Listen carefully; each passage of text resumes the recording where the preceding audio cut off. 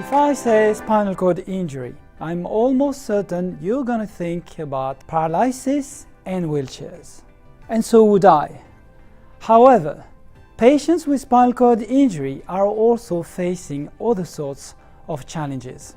One problem is that they don't feel when the urinary bladder is full and they cannot empty it. Despite exciting research, we still don't know how to repair the spinal cord. But we have designed a solution to bypass the injury using implantable wireless microsensor and nerve stimulator technologies.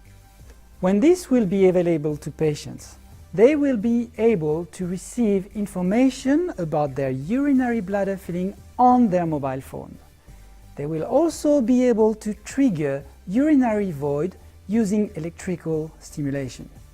For these patients, this will mean a completely new life.